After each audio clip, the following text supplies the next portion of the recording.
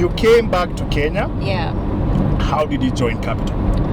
Honestly, like I said, I was just networking for a while. I met someone who was doing voice, was hiring for ads. He was a creative, and he was looking for people to do just ads. You know, those ones that they don't pay a lot of money, but I had nothing. I was doing nothing, literally. I just had come with my suitcases.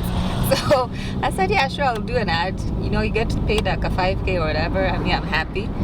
But in that process, they got to know a bit about me. The programs controller at the time, Shanice Kachungura, was a fan of mine, and she was a fan of the fact that I was young and ambitious, and I used to do spoken word, and I used to rap and all these things. And she was kind of like, I don't have a place for you, but I need you here.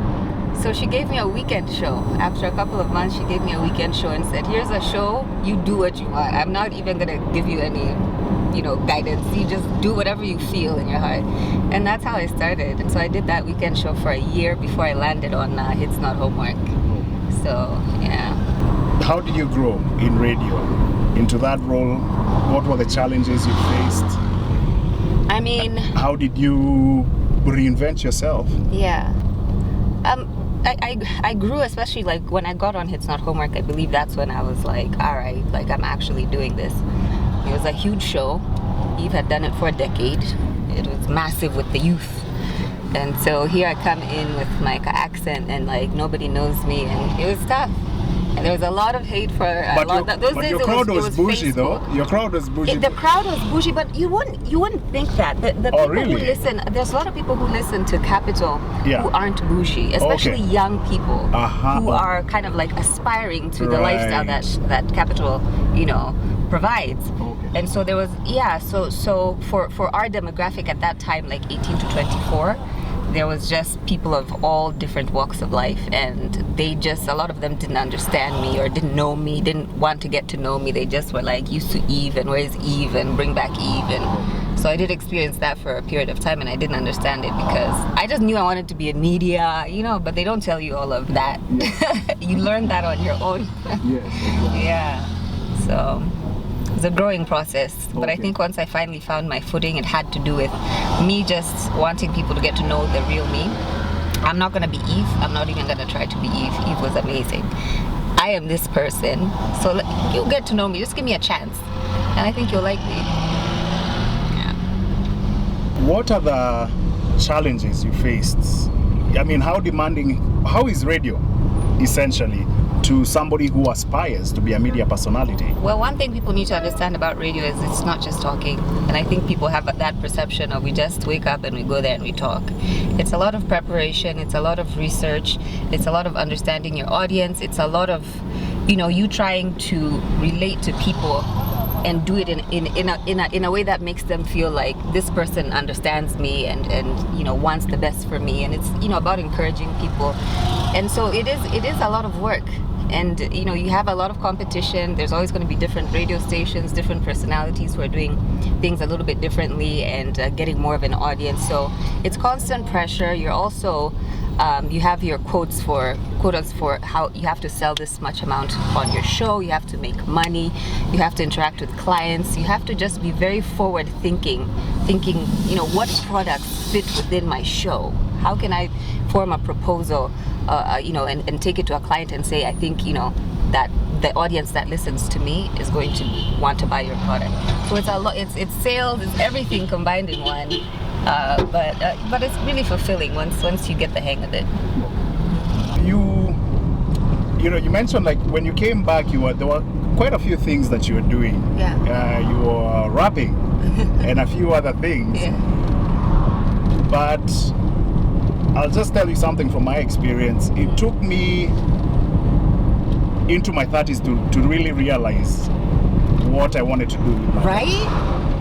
Was it the same with you? Oh my God. I think I'm just getting there right now. But yeah, because all those things I was doing, for fun and because my friends were doing them, and I'm kind of like, oh, that person is doing this, maybe I should try. I tried literally everything. Even in college, it was the same way. I didn't know what I wanted to major in.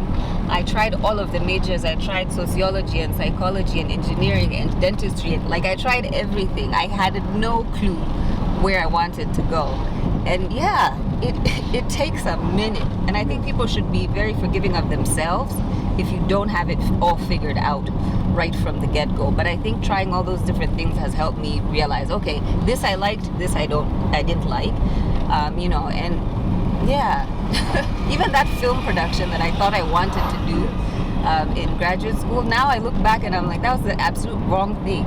I just wanted to be on TV, so I wanted, you know. So it's a whole learning curve, and you just figure it out as you go along. Now that you've mentioned TV, you made your transition to TV for a few years.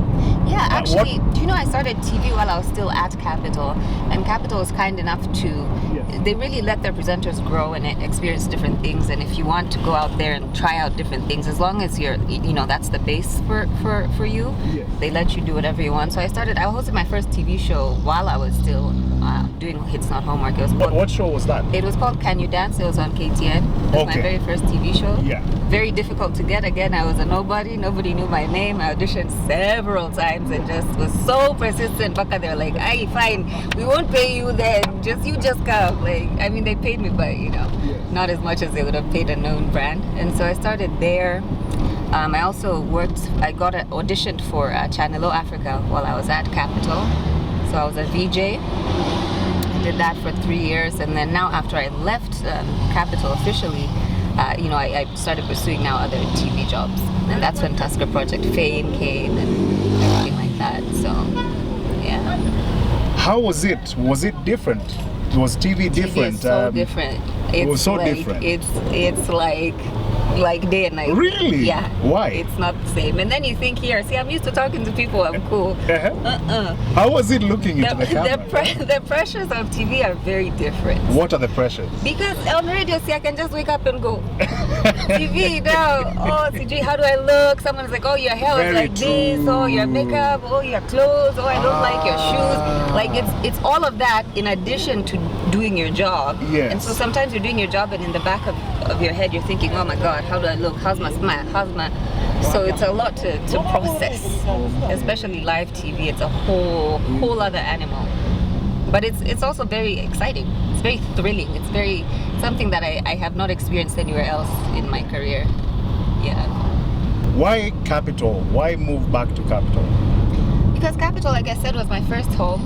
It always felt like home for me. I always felt that they let me be myself.